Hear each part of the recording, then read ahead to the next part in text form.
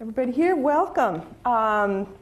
Good afternoon. I am Jane Mayer and a staff writer for the New Yorker magazine. And on behalf of the magazine, I'm very happy to welcome you to the 2012 New Yorker Festival and today's discussion of money and politics. If by some tragic fluke some of you were expecting to come to see Patti Smith talking about her rock and roll days, or Bud Trillin take you through a tour of Chinese food in Chinatown, I'm sorry, but given the broiling point of this campaign and this particular issue, a Washington wonk session I think might be even more exciting. So, and before I get started, I want to remind those of you in the audience to please turn off your cell phones. Also, and those on the stage as well, and also a warning to paparazzi out there. Cell phone. No photography is allowed. And if you plan to use Twitter following the event, please use the hashtag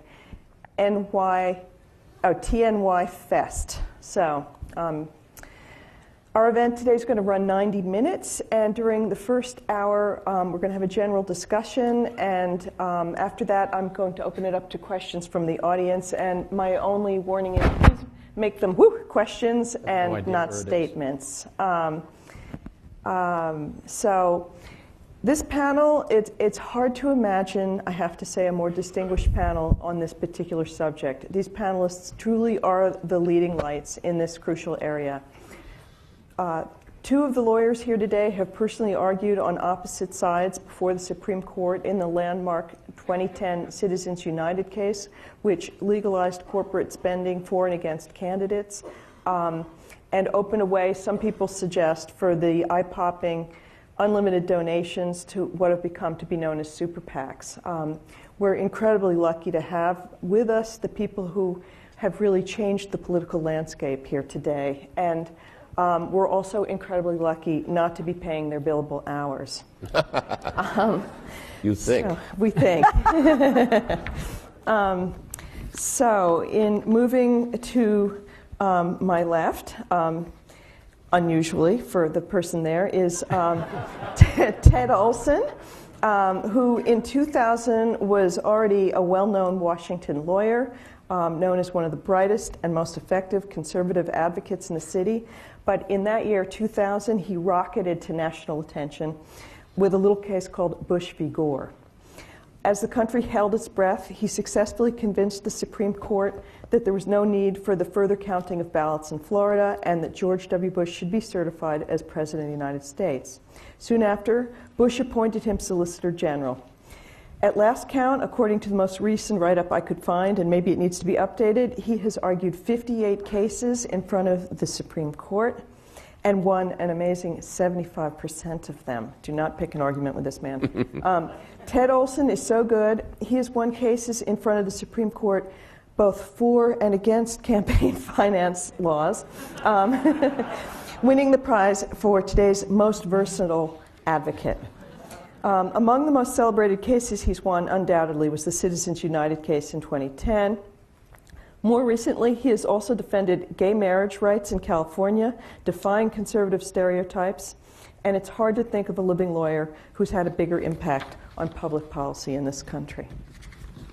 To his left, Seth Waxman is a partner in WilmerHale and Dorr, and a member of the faculty of Georgetown University Law Center. He served as Solicitor General as well, only of the in President Clinton's second term, and has argued over 60 cases in front of the Supreme Court. Yeah. He has been over 60. He's been intimately involved in every significant campaign finance case since that time. He successfully defended the constitutionality of the Bipartisan Campaign Reform Act, BICRA, known as the McCain-Feingold Bill, both in the trial court and at the Supreme Court. He's also argued both follow-on cases, Wisconsin Right to Life versus the FEC and Citizens United versus the FEC.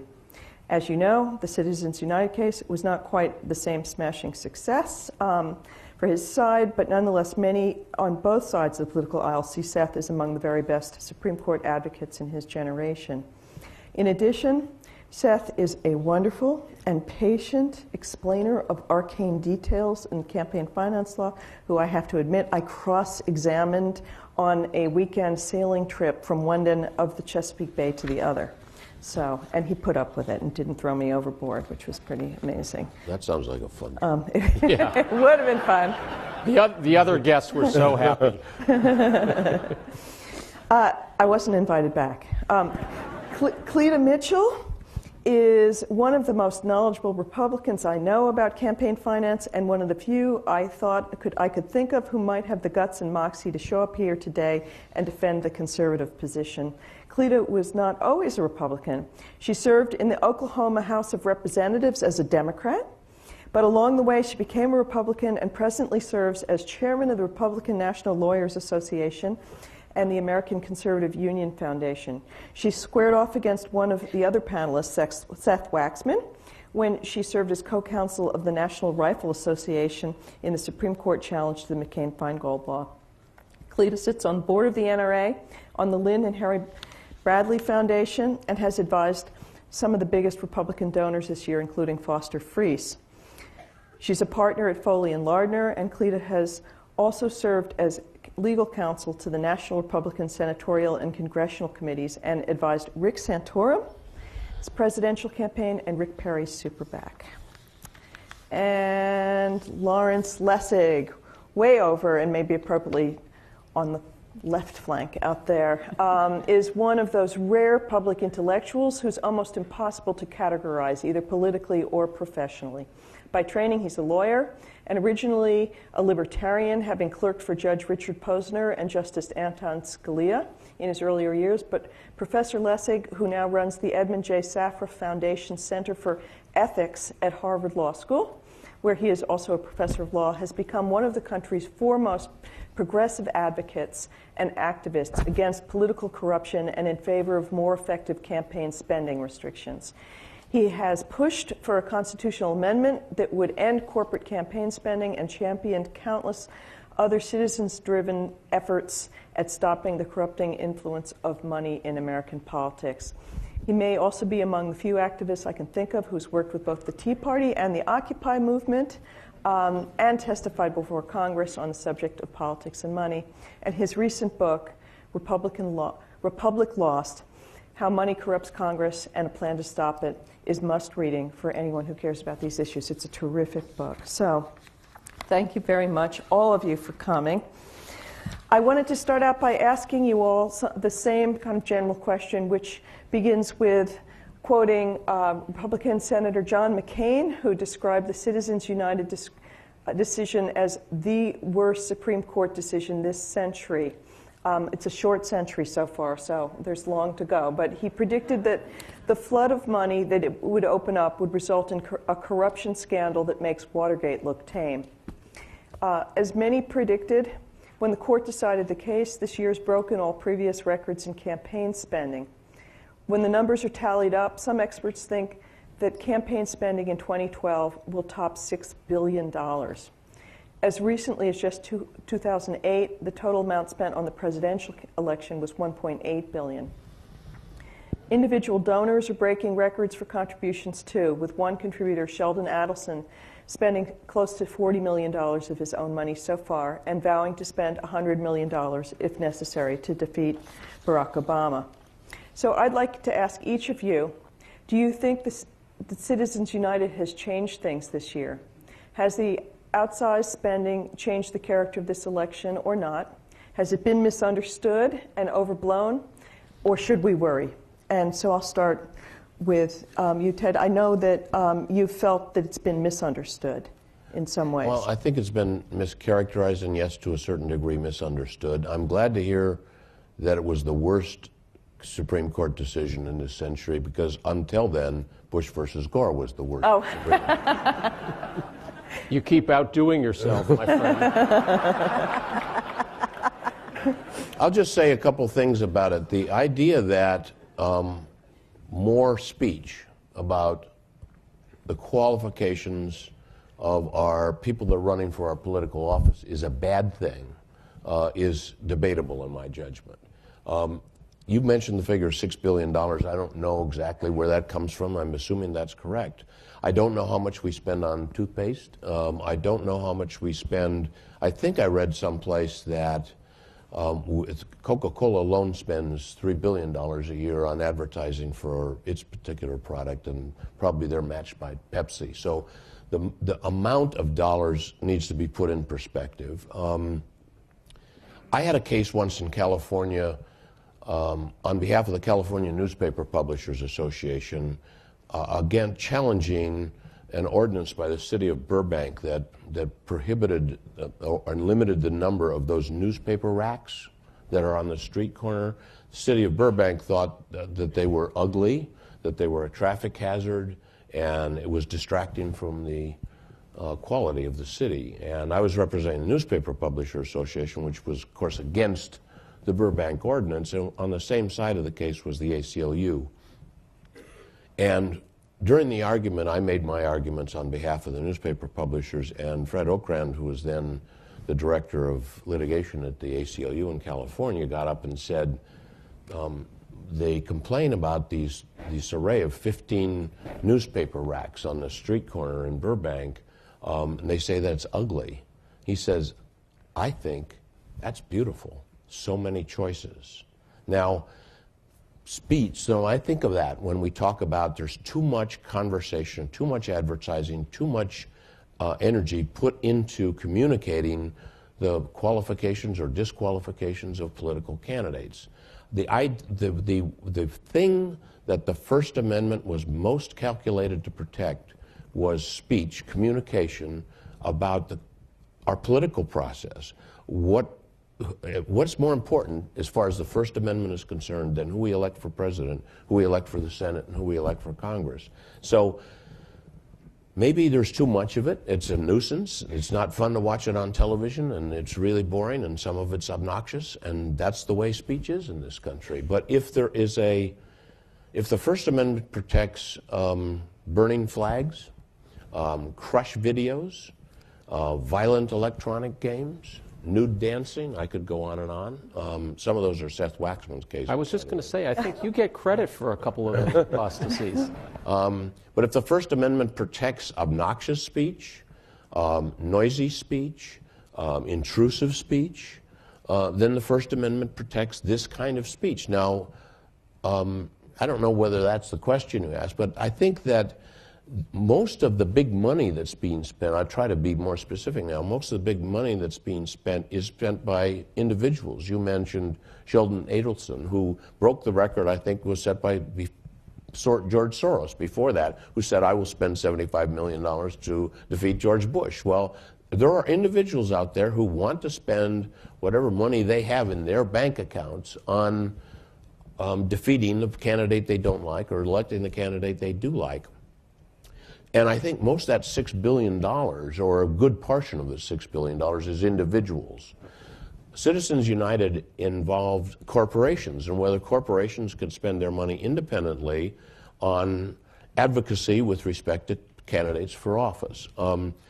And one of the things that was talked about in that case was the government was concerned about all this big corporate money going into campaign finance and how that would overcome individuals. Well, George Soros and Sheldon Adelson are showing that they're outbidding the corporations. And it isn't really big corporations. General Electric, Google, Apple, they don't spend very much money on political campaigns or in advocacy. The prohibition on corporations covered rich corporations, small hardware stores that happen to be in corporate form. Citizens United was a nonprofit corporation dedicated to ideology that was on the right side of the political spectrum. And what they had done is they had produced a 90-minute documentary called Hillary, I think it was just Hillary. Hillary the movie. Hillary the movie, yeah, Hillary the movie. Ted, I just want to tell you, your yellow light is on. If only, I'm doing this as a we're going to have a rematch here. Strike against Seth Waxman. I mean, it's not very often you get to have a redo of a Supreme Court case right in front of you. So I will wrap up thanks to Seth, but now that he's given me liberty to do the same thing to him. Yeah, well, I assume you'll pay the same fastidious attention to the watch that I have.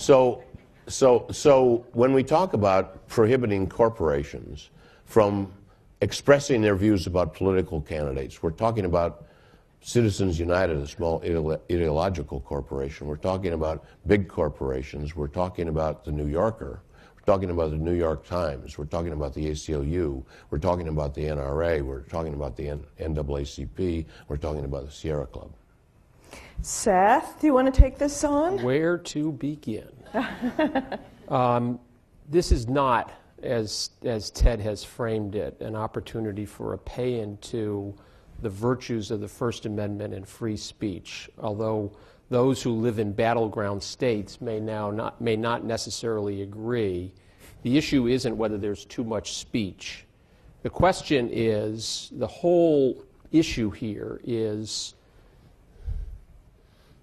the First Amendment is the very First Amendment to the Constitution, but it is an amendment to something.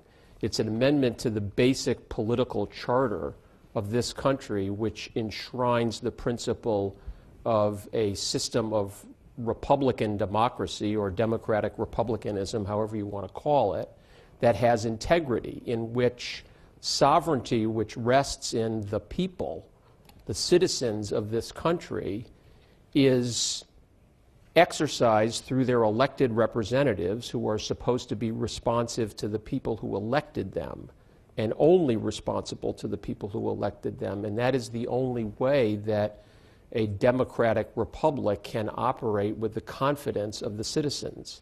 So this is not a question about whether there's too much speech or too little speech in connection with campaigns. There can never be too much speech unless you're trying to watch primetime television in a battleground state.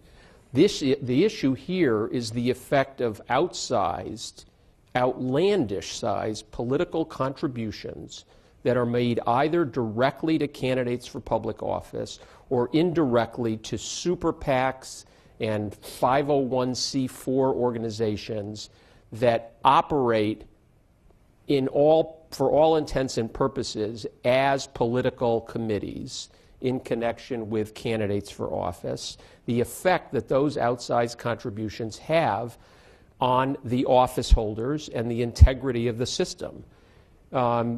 When Ted and I, back when he was arguing in defense of sensible campaign finance reform, it was my job. and you did it so well. In the McConnell case that Jane mentioned, I started off the brief on behalf of my client, John McCain, by reminding the court of a quotation of a speech that Elihu Root gave right around the turn of the last century. Elihu Root, for those of you who don't know, was an extremely prominent New Yorker. He was one of the foremost political thinkers of the Republican Party at the turn of the century and really in American history.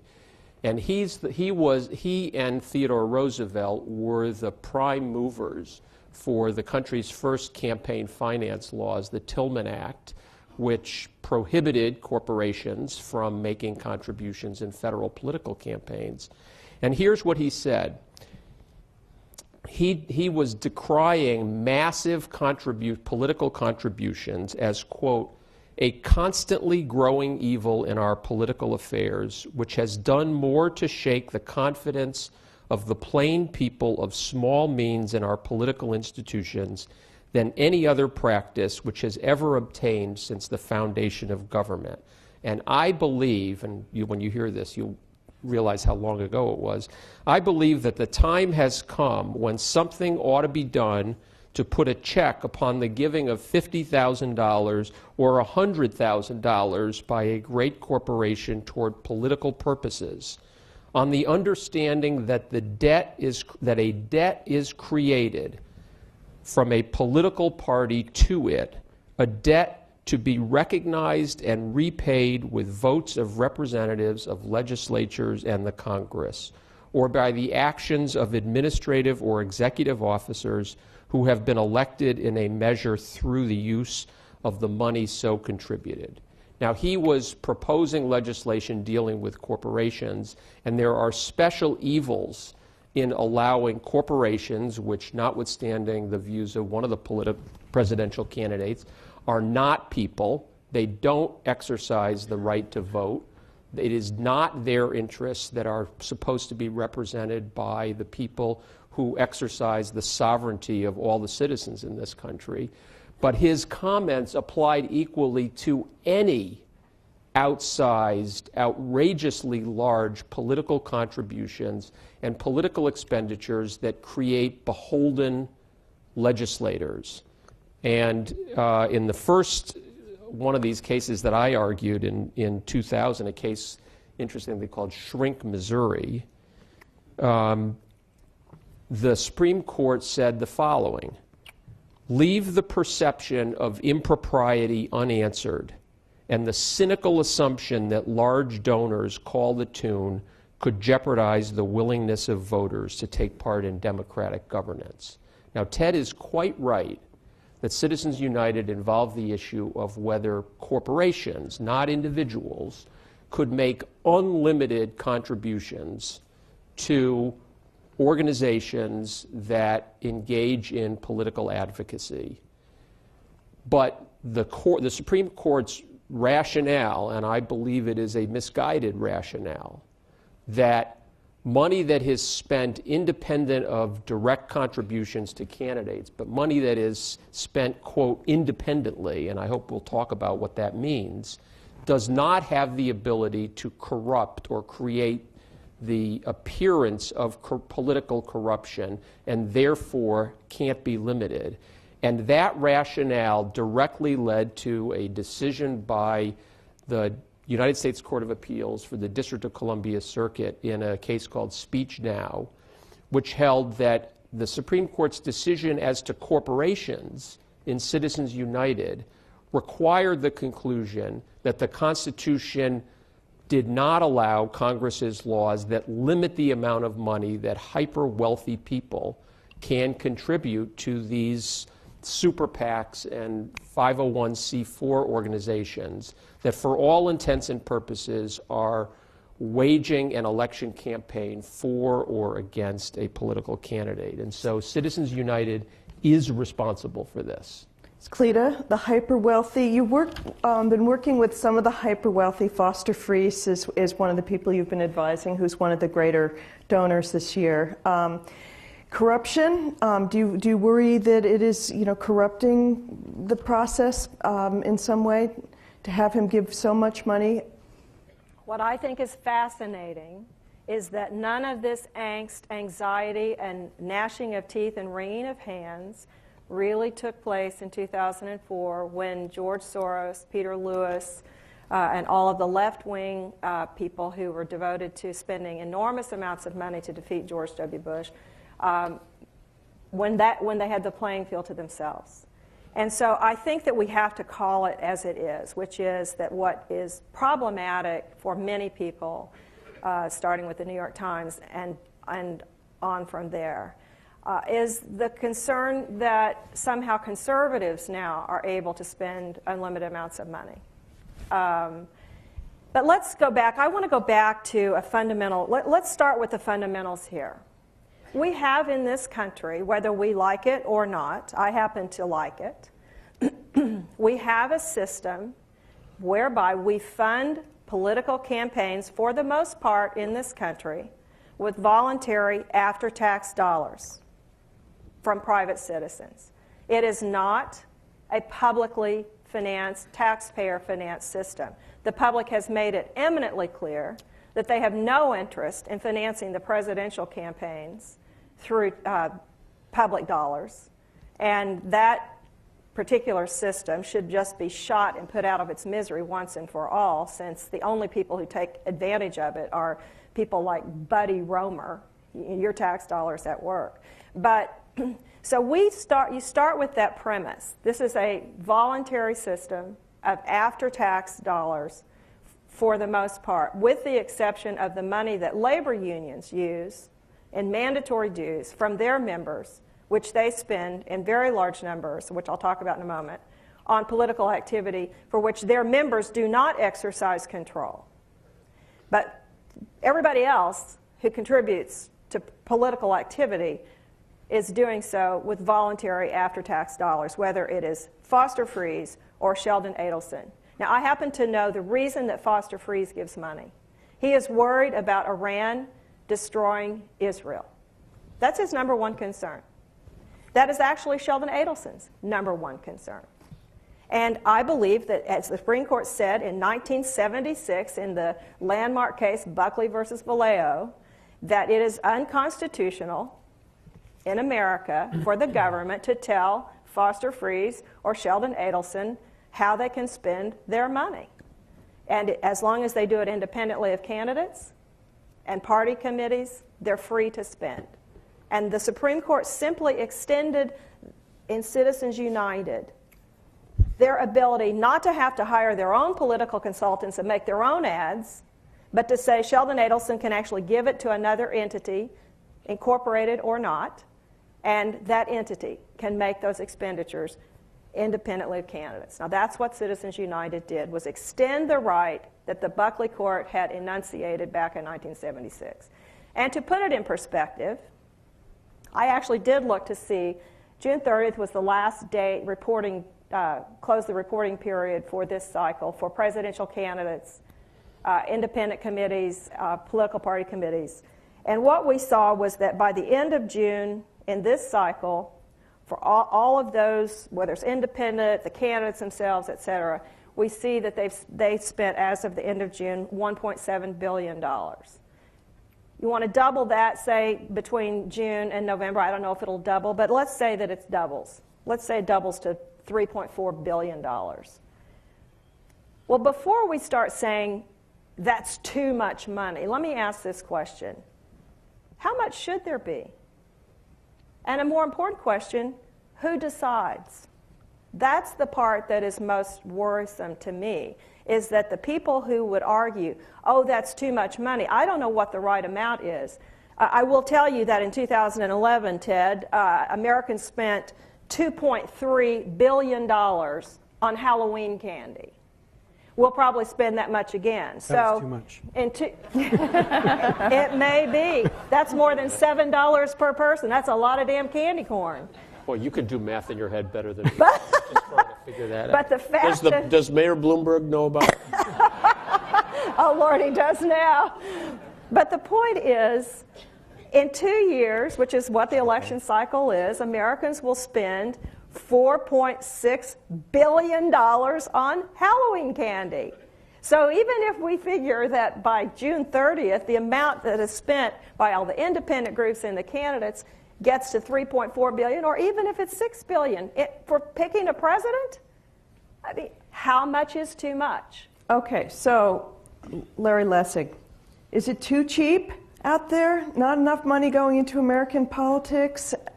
What do you think? And just, you know, and what effect do you think it's had this year? So first, I got to say, I was a little bit hurt when you introduced me that you didn't mention that I've argued exactly one case in the Supreme Court. Excuse me. I've lost every case that I've argued. The worst decision of this century was the case that I lost, and it was argued by that man sitting on my far right, Ted Olson, against me. So just to set the record clear, Wow, we've had a really personal panel. You know, the back history here is deep. But here's the first point to keep in perspective. You know, Cleta just characterized public funding as the sort of thing that all good red-blooded Americans hate. Let's not forget, every single president since Richard Nixon has been elected with public funding except one. Every single president. The president who benefited the most from public funding, Ronald Reagan, who 3 times used public funding to become president of the United States. And the third time, when he ran in 1996 to challenge Ford. He got public funding. He ran twice as a candidate. We want our money back. Yeah, well, I don't. I'm happy we spent that money, because here's the most important point. The point which I think the third victory, you know. That's when you were Solicitor General. That's what he did at the Supreme Court as well. This is why we lost. He's like, talked when I was trying to talk. It was terrible. It was really terrible. But here's the point, which I think every one of these arguments is just missing. When Ronald Reagan ran and ran with public funding, how many fundraisers did Ronald Reagan hold? 0. 0 fundraisers. He spent all of his time focusing on the question of how should he persuade America to win an election. And that's what every other candidate did until Barack Obama had the brilliant idea that he should throw aside public funding and run on his own because that's the only way he thought he could win. Now, I don't know whether he could have won without it, but the point is to recognize that when he did that, everybody said, Barack, if you do this, it's the end of public funding. And he's, no. I'm going to come back and propose great new public funding ideas. But it was the end of public funding. And people like Cleta can sit up here and make it sound as if this is a completely obvious point that we shouldn't be funding elections publicly. Now, why is it a problem? It's not a problem because of the amount of money that's being spent. I agree with Cleta. I agree with Ted. I don't know how much money we should be spending. Maybe we should be spending twice as much money because obviously Americans don't yet understand some of the most important issues there is to be understood.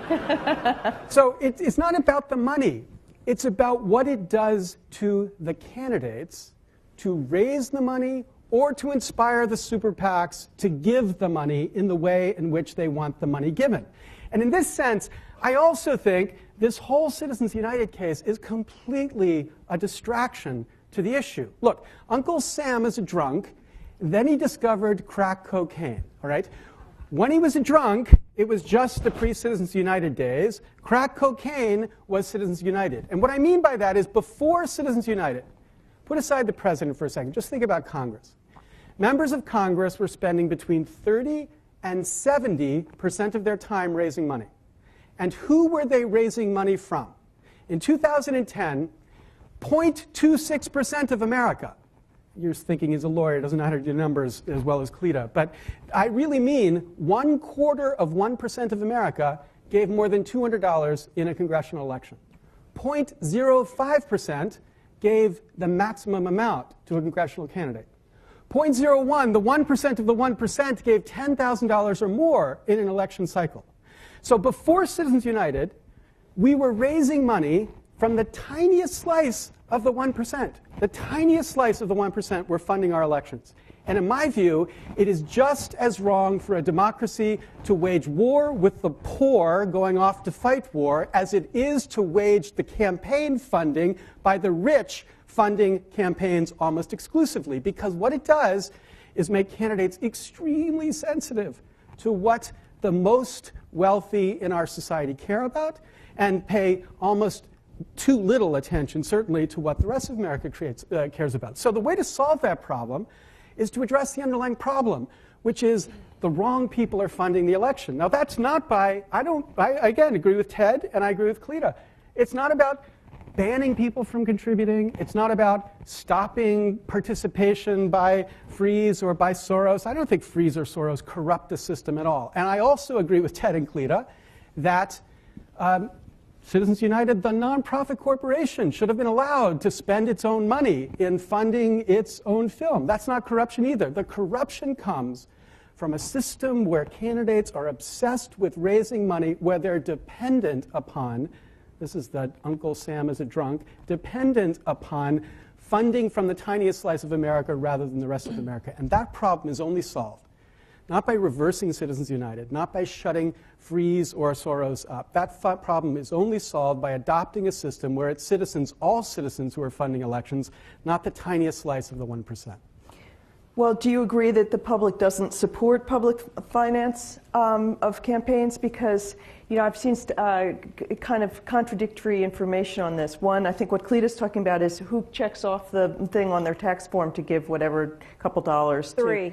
It was raised from 1 to 3 because there were so few people giving the 1 that they tripled it, and there are still so few people giving that the system has virtually not enough money to run the campaigns. So I have to say, I mean, when I've read about this, I think if people had the choice of whether they also wanted to give whatever amount of money it was to the Defense Department that day on their tax returns or whatever else, they might also not be in favor of it, you know, piece by piece by piece as they look at the funding. But something like 80% of people say that they disapprove of the Citizens United decision, and they think that there's too much money in politics. There is the hand-wringing is not just on the liberal side. So but what we've seen over and over again is there's been one wave of reform attempt after another, and the money always comes back. And I wonder, Tip O'Neill said money's like water; it's always going to find its way back into American politics. So, as I'm just curious for Larry, since you're in the reform business. Do you think there's still something that can be done to change this system, or do you think it's a matter of constantly Sisyphus and kind of pushing it uphill? Well, I think the strategy of reformers for the past 30 years, which has been about trying to dampen down speech they don't like, is a mistake. So I think the strategy of McCain-Feingold was a mistake. That instead of trying to dampen down speech you think is corrupting or something like that, you need to create a channel for funding elections which is clearly not corrupting. Now, I agree with you that the public doesn't like the public funding system of the presidency, and I don't like it either because it's arbitrary, large check that gets written to each of these candidates, and I frankly wouldn't support a system like that for Congress. But there are other public funding systems, for example, matching fund systems which have been proposed, which exist in Connecticut and Maine and something like this in Arizona. In New York City, I think. New York City as well, where small dollar contributions can be used to fund elections, and by doing that, you increase the percentage who participate from the tiniest fraction of the 1% to 30 or 40% in the most optimistic about what happens in a New York system for the state of New York as a whole. So this is not about silencing anybody. It's just about increasing the number of people participating so that when the candidates are dependent upon the funders, they're also dependent upon the people. What is it that you all think donors want? When somebody spends, you've mentioned that Foster Friess and Adelson are interested in changing American foreign policy in a way that comports with their views. But when I did a piece about the Obama White House, and a lot of the big Democratic funders were very upset with Obama. They didn't feel that he stroked them enough. He wasn't warm enough to them, and they complained an awful lot about how they wanted to have their pictures taken with him at the holiday parties, and they weren't getting that kind of the kind of access they needed to be able to hang the photographs of themselves on the walls and that kind of thing. But is that all they want? They just want to sort of these sort of high-minded policy interests, and they just want to have, to be able to boast to their friends with the picture on the bathroom wall showing that they know the president? Or is there something that's more corrupt that takes place here that people ought to be concerned about? To be kidding. The notion that there isn't a problem with the integrity of our system of representative democracy with these 2, 3, 4, 10, and now nearing $100 million contributions with the sole purpose of defeating a particular candidate. The notion that there isn't a mortal threat to the integrity of the system, I just find astonishing. Let's just go to one of the, I would say, authoritative sources in how things worked in Congress. Senator Russell Long of the great state of Louisiana, who for 20 years was chairman of the Senate Finance Committee. He said, quote, "The distinction between a large campaign contribution and a bribe is almost, not quite, but almost a hairline's difference." Now, that may have been exaggeration, but the notion that the people and artificial business agglomerations that give very substantial amounts of money, and this is more of a problem, I agree with Larry, in House and Senate races than in the presidential race, where the candidates are going to get all the money they need anyway. The notion that there isn't a quid pro quo and an appearance by right-thinking people out in the country that there is a quid pro quo and that those people are going to get preferential access and preferential treatment and preferential consideration is crazy. It's simply inconsistent with human nature to believe that. Sheldon Adelson has said, in a remarkably revealing 2-hour interview with Politico, which has gotten a lot of press, about why he's contributing $70 and up to $100 million this year. His company is the subject of a federal criminal investigation. Now, it's just an investigation. There may be absolutely nothing to it. But he said that he was giving his principal interest was in electing a Romney administration that he was confident would deal with this investigation more fairly. I mean, this was a statement by him. Well, he's nuts because the minute he says that, it ensures that they would never touch it. He should have talked to Cleta before giving that interview.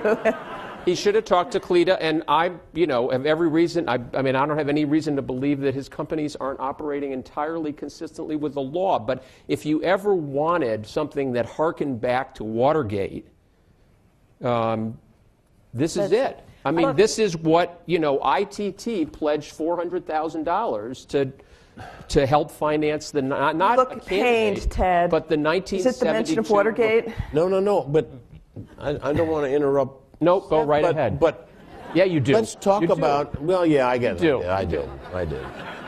I mean, it was tit for tat, right? So let's talk about what we're talking about. Seth is complaining about big contributions, okay? Citizens United had nothing to do with contributions. It had to do with independent expenditures. That's me or all these bad people that we're talking about going out and spending their own money saying, I think George Bush or Barack Obama or Mitt Romney ought to be elected. That's not a contribution. Now, if that's the thing we're talking about, then we should talk about that. But this is something Larry brought up, which is about how independent are those independents. Well, let me just finish with respect to Citizens United. We should talk about how independent they are. But the Supreme Court in this Buckley versus Vallejo case talked about the difference between contributions being potentially corrupting and independent expenditures not being. Now, they may be wrong, but they put them in two different buckets. So if we're talking about sizable expenditures, that's not, sizable contributions, that's not Citizens United. If we're talking about the magnitude of the contributions, that's not Citizens United. The statute that was challenged in Citizens United prohibited $1 of any corporate contribution for any expenditure. Any expenditure of $1 by a corporation. And our case was argued twice. In the first argument, the Deputy Solicitor General, in response to a question from Justice Alito, said, the question was, well, would that be a book? I mean, would you say that Congress has the power to ban books if a corporation put out the book? And after several back and forths, he said, yes, that's what we're saying. If it's a corporate contribution or expenditure involved in the expenditure, that's prohibited. So that's not what we're talking about in Citizens United. And Citizens United wasn't limited to big corporations or profit corporations or domineering corporations. It's little tiny corporations like Citizens. It was all corporations, and it included New Yorker or the New York Times. How much money does the New York Times spend on its editorial pages, one way or the other, with expenditures advocating one candidate's election? God bless them. I think that's great. That's the First Amendment. But all of these and all this big money by the individuals we're talking about is not Citizens United. So Citizens United, I'm just defending this case, this poor little case, this little tiny company that tried to make a movie, and the guy who did it was inspired by Michael Moore and spending all that money on Fahrenheit, whatever it was, challenging George Bush. He just felt if he can make a movie, and he's a corporation that has a political impact, I can make a movie that has a political impact. Okay, well, I'm not a lawyer, and I'd be a fool to take on the premier that would be foolish Supreme Court lawyer here. Foolish of you to rest. Until my rebuttal. Okay, but let me just say, as a reporter, on 2 points here, and I want to see what you think of this. One, to say that these groups, these outside groups, are independent expenditures. As a reporter, when I try to figure out where the money's going this year in this election, I had to get a whiteboard to start writing things down because the people were so overlapping and connected. That I actually went out to see the headquarters where some of the super PACs supporting Romney are. And there they all are in the same building up and down the hall working with each other. But they're not where the campaign is. And they can coordinate with one another all day long. But the head of the person who was the head of the campaign in 2008 is now the head of the outside campaign in 2012. The lawyers that were being the lawyers in 2008 are the head of the outside lawyers in 2012. If they aren't working together, they have worked together so closely that they can probably mind reach each other like my husband and I do. I mean, they're not strangers exactly in this thing. And so that's one thing. It's incredibly. It's very complicated and overlapping in the money. It is complicated. The Federal Election Commission is the master of arcane, complicated, complex, difficult rules and regulations. That's what I do all day, every day. I look at, somebody called me yesterday, one of my 501c4 clients. Can we send a link to this video that's on the Romney campaign site to our members? I mean, to be fair, it's the same on the Democratic side. Well, I understand Bill that, but it's a Burton was in the White House. He was working for Obama in his communications department, and he's now the head of the outside committee, his American Priorities. Are you supposed to, Jane, are you suggesting that if anybody has ever shaken hands with the candidate or the campaign, they shouldn't be allowed forever after to have anything to do with an entity that might support that candidate? I mean, the fact I was going to say is the FEC has regulations on this point, which is that during an election cycle, you cannot have worked for the campaign within 120 days of the time when you then are working for an organization or entity that makes third-party expenditures related to that campaign. There is a cooling off period of 120 days within the same cycle. So these are people who did work in the 2008 cycle, which was 4 years ago. They're well beyond the 120-day cooling off period. Yeah, and it may seem like they're insiders, but that's who does these things, are insiders. It's just that the issue, this is where, what I learned from reading Larry Lessig's book, and I'll let you make the point, it's all of these rules are written in the hopes of balancing out free speech against the need to protect the system from corruption. And the question is, what's corruption? And are these, if they're not really independent, then whoever's elected is going to feel they owe those people. And I think that's what one of the things I learned from your book, I think. But you can probably explain it better. Thank you. I'm sorry. It's a great book, I thought. But anyway, but Cleta's right. They're terribly complicated rules. But that's because the premise behind the rules is flawed. Okay, now, while I agree with Cleta and Ted that Citizens United, that company, should have been allowed to spend its money, the mistake in the case is not the tiny little issue it decided, it's the big issue it seemed to speak to make it sound like there could be no, quote, corruption from these unlimited expenditures so long as they are, quote, independent. Kennedy said, if they're independent, there can't be any coordination, and if there can't be any coordination, there can't be any quid pro quo, and if there can't be any quid pro quo, there can't be any corruption. And the mistake in that, I think, is that it thinks of just quid pro quo corruption as the only relevant corruption. And I think, in addition to thinking about quid pro quo corruption, we have to think about this the way the framers of our Constitution thought about it. What they were worried about was not the Rod Blagojeviches or the Randy Duke Cunninghams or the people engaging in criminal acts. What they were worried about was setting up a system that had the right incentives. And so when they spoke about the House of Representatives, they said they wanted a house that would be, quote, dependent upon the people alone. The people alone. So they have an exclusive dependency. It's on the people. We have evolved a different dependency. There's a dependency upon the people. That's what the general election does. But there's also a dependency upon the funders. And the funders, the 0.05% of America that's funding these elections, are not the people. So that is a conflict. One dependency conflicts with another dependency. And it seems to me the way the framers of our Constitution would have looked at it, this is a plain corruption of the original design. And if you think about it like that, you guys don't have to disagree from this, or you don't have to disagree about Citizens United, because Citizens United itself would not be corrupting in that sense. But this system that we have allowed to evolve, where not only do candidates spend all of their time raising direct contributions, they also dance in whatever ways they need to dance to make sure that the independent contributions happen. That system is corrupt relative to this conception of an exclusive dependency. But I would argue that within... I think we shouldn't applaud, because they're Well, all... you should. within... Look, What he wants to say is you should buy the book. Don't bother. our campaign finance system for federal candidates was written in 1974. There were 3 networks, no cable, no satellite, no internet. We are still functioning essentially under that system.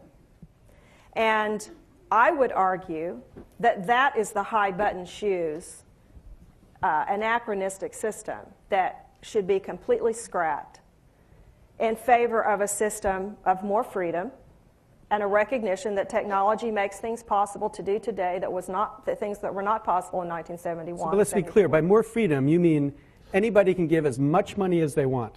And fully disclosed. Fully disclosed. Okay. Yeah. But here's the point.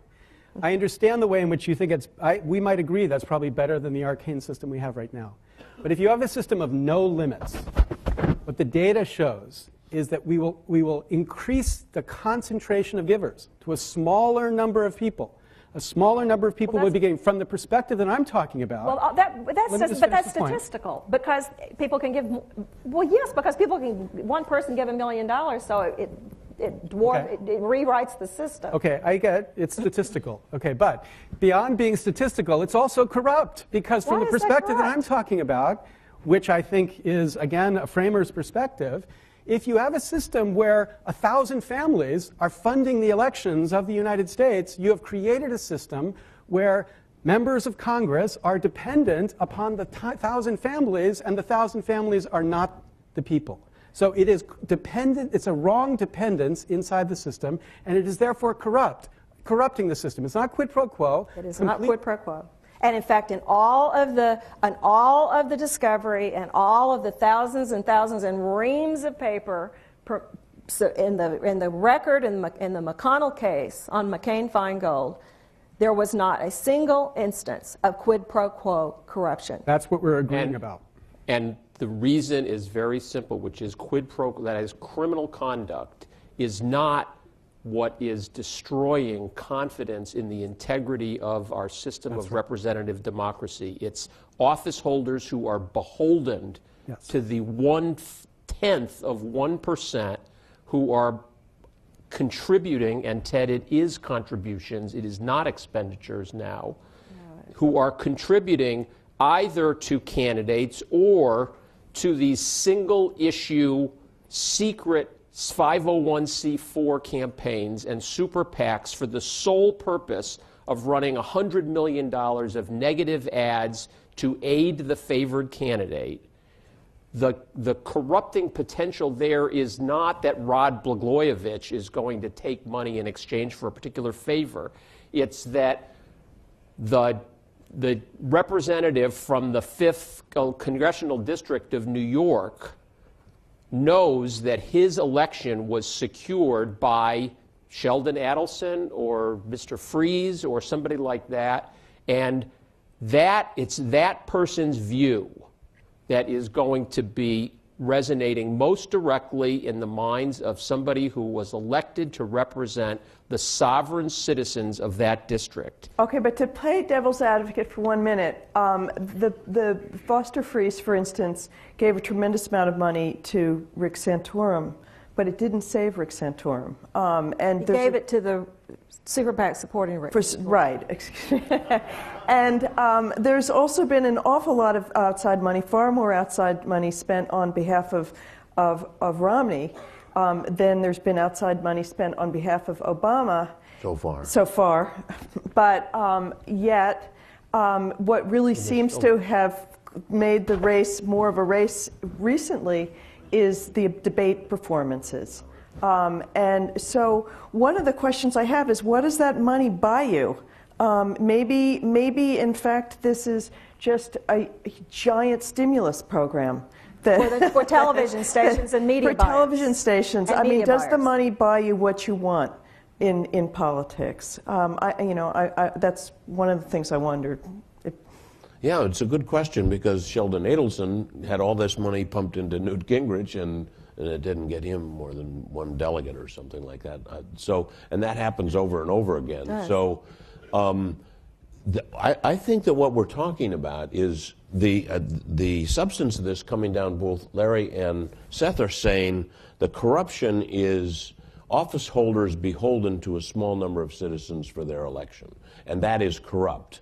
That, I don't know, corrupt is a word.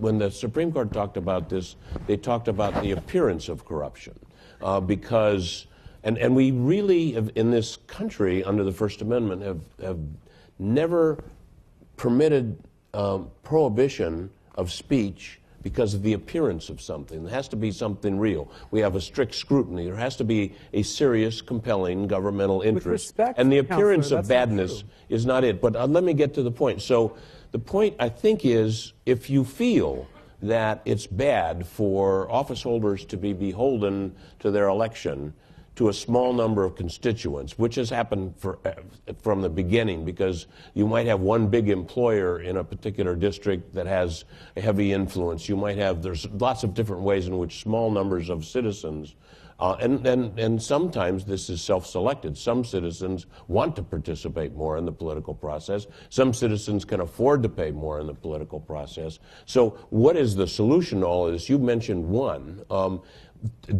Telling someone, let's say me, instead of all this, we picked on these other guys too much, it seems to me. Let's say me, I want to spend all the little money that I have because I really think that, let's say it's Mitt Romney, just hypothetically. Yeah. I'm having a hard time wrapping my mind around that. So, which part, the small amount of money or what? Both.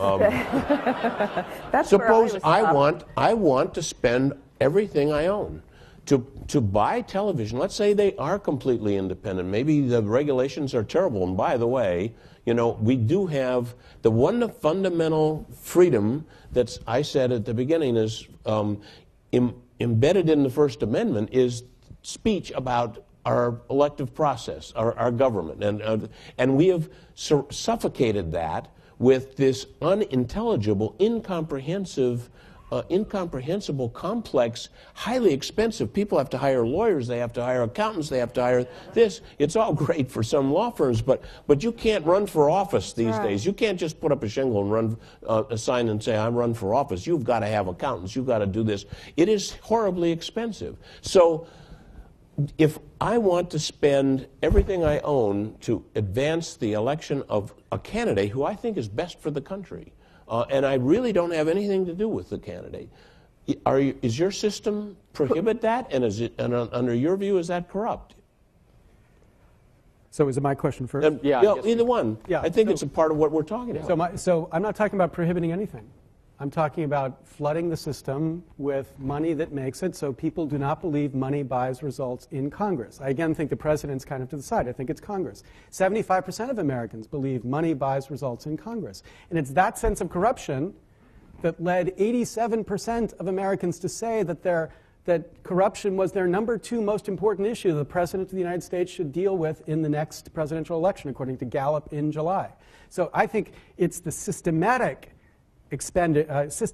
contributions from the tiniest slice that creates that impression. And I think if we had a system where the vast majority of money came from everybody, and once or twice you had the Sheldon Adelsons or the Soros spend money like that, it wouldn't create this kind of... How are you going to make that happen? How are you going to make the vast majority of money come from everybody? How are you going to make that happen? I'm so glad you asked. You're going to make that happen. I'm going to try. So there's been lots of... That's the problem. You're going to make it happen. Oh, I see. You're emphasizing it as if I'm trying to coerce people. Correct. Okay, watch. Okay. Because I have something for you when you finish. Okay. So here's the fact about American taxpayers, or Americans, every voter. Every voter sends at least $50 to the federal treasury, at least $50. So I'm saying take that first $50 they've sent and rebate it in the form of a democracy voucher. And then say to the voter, You can give that voucher to any candidate for Congress as long as they agree, the candidate agrees to exercise their free choice to say, I'm only going to take vouchers, plus I say contributions of $100. Okay. So I'm not coercing anybody at this point. I'm returning your money from the federal treasury and giving you a chance to spend it. $50 a voter is $7 billion. That's 3 times the total amount raised and spent for Congress in 2010. The only coercion is the taxpayer. Well, no, you're getting your tax money back. No, right? but you're taking it from the taxpayer. That's The government already did. So No, the government. Okay, the government already took it, so it's not coercion. Well, so okay, if you want to say all taxes are coercion, I've heard that. I feel view. coerced used to. every April 15th. And- But yeah. the theory, I guess Larry's theory is you owe $100 in taxes, but we'll give you a $50 rebate in the form of I a heard voucher. it. I heard it. Yeah, but the point is, if you have a And system, if, by the way, if you're not going to use your $50, I'll be happy to use it. I wanted to go for, missile defense. No, but the idea is you empower. Okay, so you empower. You try to build up the spending power of the regular members of the public, because you can't now, after Citizens United and various other rulings, stop people from spending money. So Because you basically try to find ways to boost the spending power of ordinary people. And in states like- in one states like- question. in One states- question before you go ahead, though.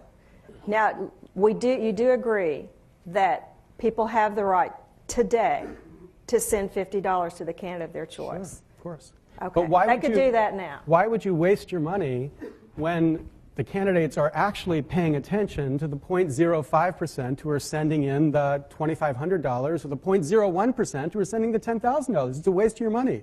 But if everybody is equally empowered in this way, and in fact that's what all candidates are opting into, then it makes sense to play this kind of game. And it's not just a hypothetical. A state like Connecticut, for example, has a system where candidates can opt into a regime where they take small contributions only. Those are matched by the state.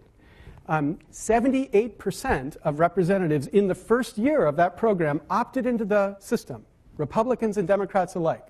So they took small dollar contributions only and funded their campaign without spending any of their time talking to the 0.05% trying to raise money. So there are lots of systems for doing it, but what it does is make it so when you have an election, the people can't reasonably look at it and say, it's the money that's buying the results, as opposed to there are too many Democrats or there are too many Republicans or something tied to what democracy is supposed Now, to be. I wanted to follow up on something with Seth. So, Seth, you brought up the idea that some of this money is undisclosed. And I think that's a whole other issue. And before we take questions, I just wanted to hear people's thoughts on, because when Citizens United did come in front of the court, 8 out of 9 of the justices said that it was fine so long as there was public disclosure, because the public has a right to know where money is coming from when it's aimed towards influencing our political system, and that it's a very important check on corruption.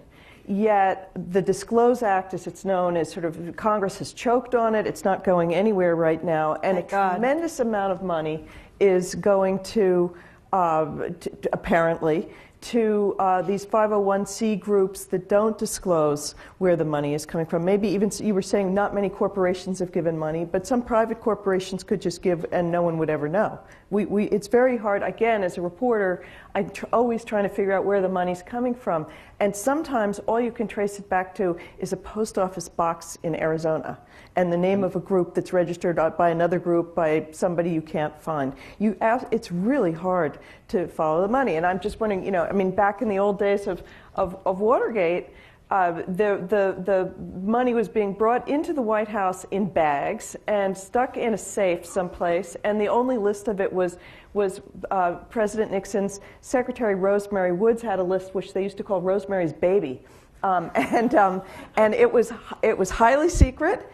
And that's much of the campaign finance law of the modern era was written to get past that. So is this a legitimate concern? I think it's something Republicans and Democrats have talked about being concerned about. Are you all concerned? I'm curious about the conservative end of the spectrum here. Are you concerned about disclosure? I will tell you that Were you asking me about the conservative end? I think that disclosure and transparency, when used for a proper purpose, sound benign and are fine. But what is happening with increasing frequency, and I can say this, I could give you many, many examples, of the fact that what has happened with disclosure is it's being used, particularly by the left, for an enemies list to intimidate and harass donors to causes and candidates that liberals don't like. And I represent a number of the marriage organizations. And I can tell you that it is a serious problem. I know that this is one where Mr. Olson and I are on opposite sides, but there is documented evidence of what happened in California where contributions over $100 to ballot issues are disclosed, and serious intimidation, harassment, job loss, etc., occurred against donors who supported Prop 8, which was the defining marriages between one man and one woman. So I don't have a problem with disclosure unless it is used as a tool to attack political enemies. And increasingly, it isn't just a question of disclosure so we'll know where big money is coming from. It is disclosure so we'll know who is on our targeted enemies list. And so I think that's a problem. Are you worried about intimidation, Seth? Well, first of all, every disclosure, the Supreme Court has made clear over and over again, including in the 8-justice majority in Citizens United, that in specific instances where someone can show that disclosure has actually resulted in some unfair targeting, there may be an exception. But what Cleta is referring to as targeting sounds to me like accountability.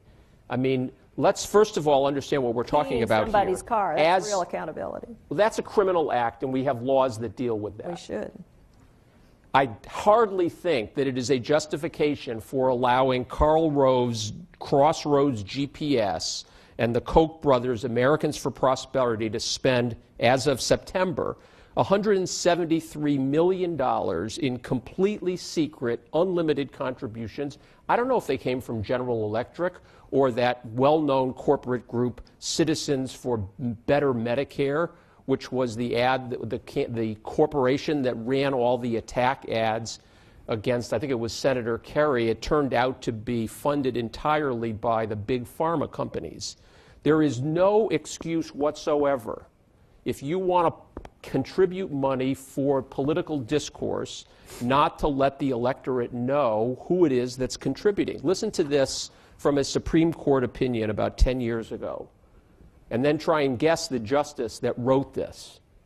Quote, requiring people to stand up in public for their political acts fosters civic courage, without which democracy is doomed. For my part, I do not look forward to a society in which, thanks to the Supreme Court, campaigns anonymously and even exercises the direct democracy of initiative and referendum hidden from public scrutiny and protected from the accountability of criticism. This does not resemble the home of the brave. Well, that's probably Justice Scalia. It was definitely Justice Scalia. Because Justice Scalia says that running a democracy takes a certain amount of civic courage, and I don't disagree with that. I am just saying that I think that we need to take some moment to think about the after effects of disclosure when it is being used increasingly for wrong purposes. As the person who I think it, to some extent helped bring the role of the Koch brothers to the public. Well, wait, stop a minute. What is the role of the Koch brothers? The role of the Koch brothers is these are wealthy people who are very committed to the free enterprise system. They want to support candidates and causes that support free enterprise and capitalism. Well, and Ted actually is working for them, so we've got two advocates. Jesus, I'm the devil in every... But what I was going to say... Larry's case, case, this case, Bush versus Gore. Ted, you were on the right side in Larry's case. All I was interested in was that, because Ted wrote a piece in the Wall Street Journal where you talked about how the Kochs, it's much as Cleta's saying, were being picked on by President Obama for having done nothing but acted on their civic duties. And I guess when I read it, I really wondered, can you spend tens of millions of dollars in American politics and be, and most of it criticizing your opponents and not expect that there's going to be somebody pushing back on the other side? I mean, really, isn't that sort of part of what happens when you get into the arena? I don't think you read the whole article all the way through. Okay. But first of all, with the Koch brothers, they are my clients, and so I disclose that bias. It's already been disclosed, I guess. The contributions they make to organizations that support free enterprise, they do this open and above board. They have been very committed for years and years and years. They funded the creation of the Cato Institute, which is the predominant libertarian organization in Washington. They've put lots of money where their mouths are, and they put lots of money into some very, very other non-political, civic, charitable organizations, funding of medicine and research in cancer. They're pretty open about the fact of where they are, and they were not criticized. They were not objecting to the fact that people disagree with them, and they didn't like some of the things that you said in that long piece that they thought were not factually correct, but they understood that's part of the process. What they objected to is someone in the White House, and I can't remember who it was, or whether it was Obama or someone else in the White House, making statements about their tax returns. And that information either was illegally disclosed to the public, because all of our tax returns, bad people, good people, whatever, are supposed to be confidential. If the White House discloses, as a part of its campaign, information about that it shouldn't disclose about people, it does tend to look like the creation of an enemies list. And there were other examples with respect to contributors. Now, but I think that we've gotten a little bit sidetracked. I mean, with respect to disclosure, that is an issue in which the Supreme Court, as Seth said, including 8-1, except for Justice Thomas in the Citizens United case, that in appropriate circumstances there may be disclosure. In appropriate circumstances, there should be limitations if there's evidence. Now, Cleta and I will disagree about what was going on out in California.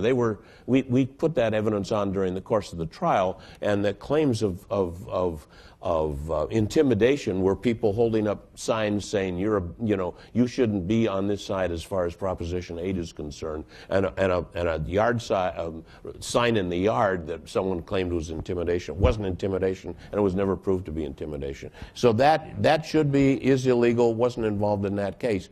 And there is Supreme Court precedent for anonymous participation in the political process.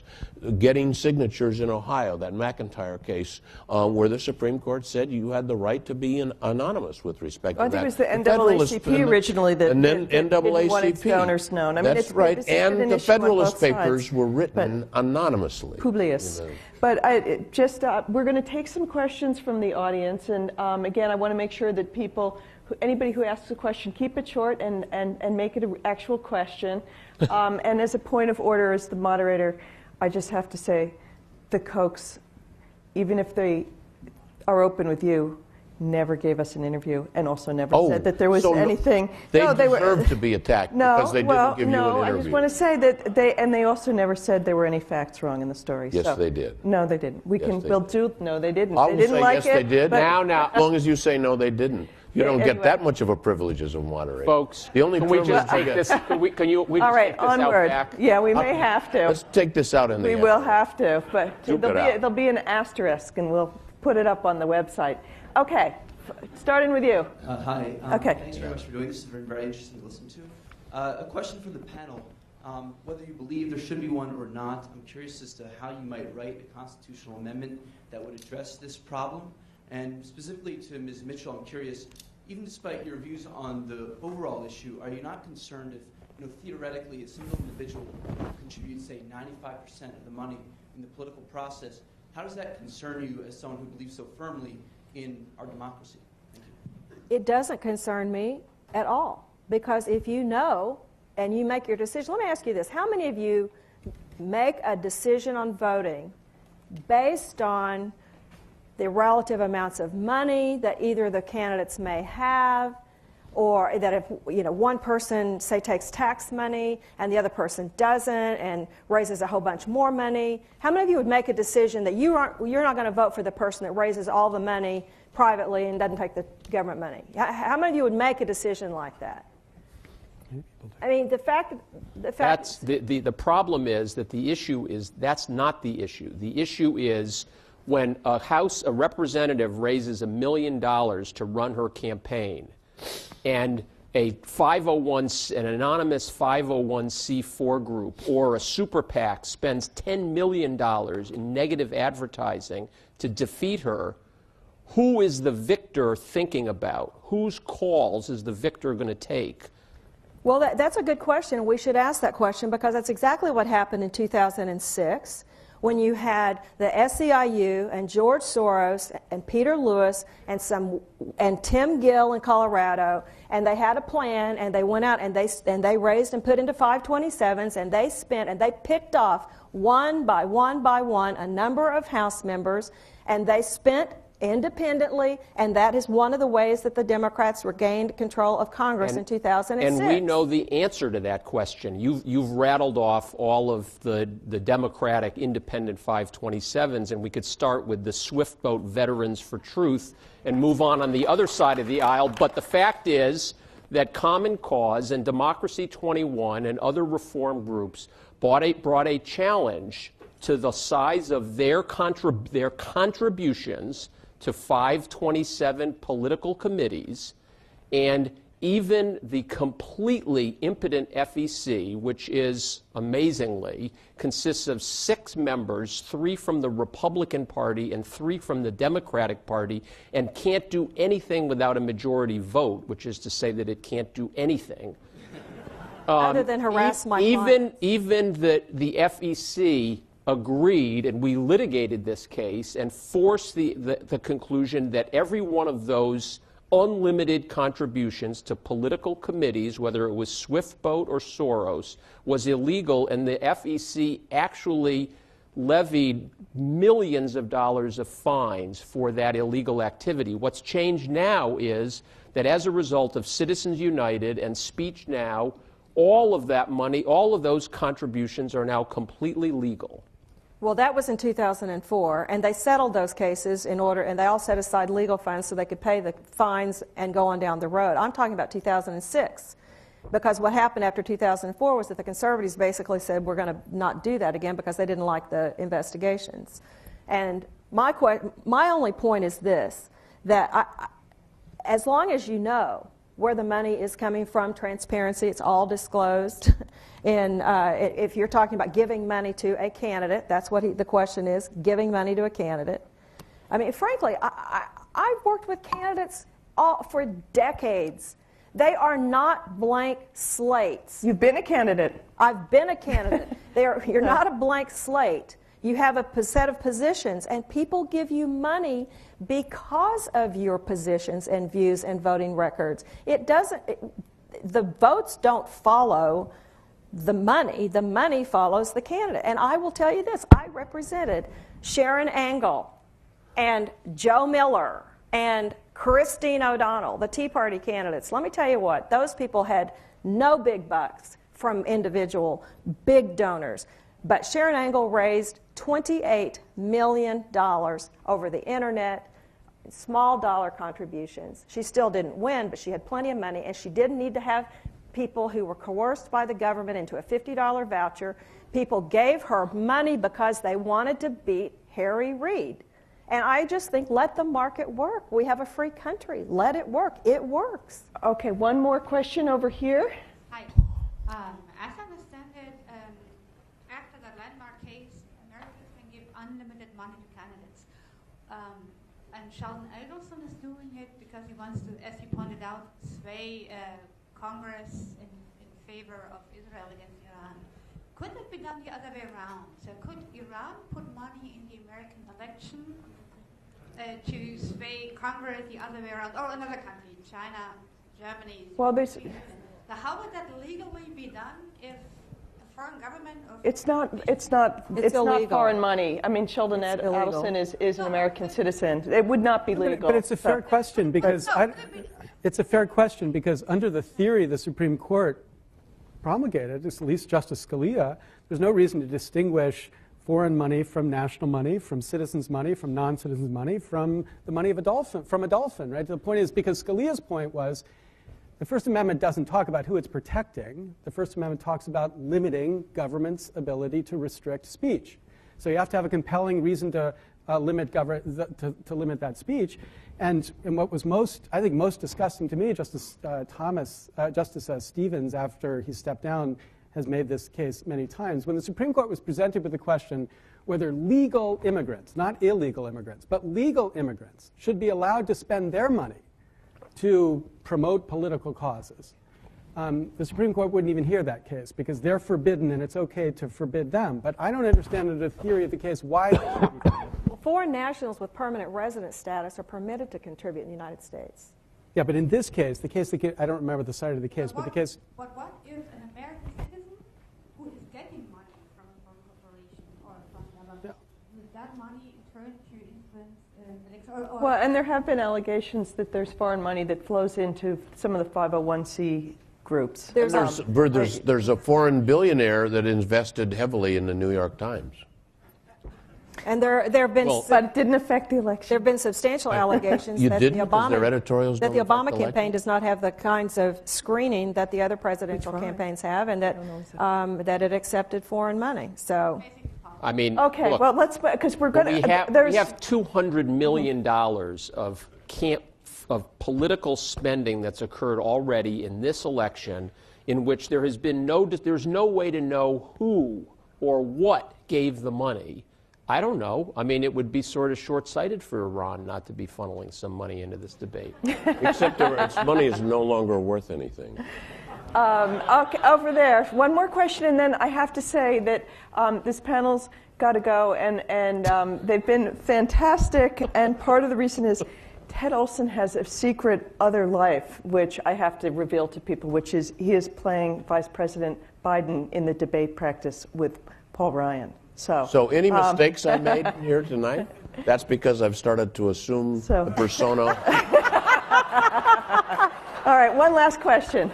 I was wondering if you could comment on what you think the neutralizing effect of tighter disclosure laws would be. So if Larry Page, the CEO of Google, were to donate $1 million to one of these outside groups, and then if there were tighter disclosure laws, then hypothetically Romney's campaign, their Oppo researchers, could find this donation and then start running campaign ads against Obama that the only reason that he's supporting, say, net neutrality is because Larry Page donated, and of course it fits into the business interests of Google. Would that neutralize that $1 million, or would it be enough?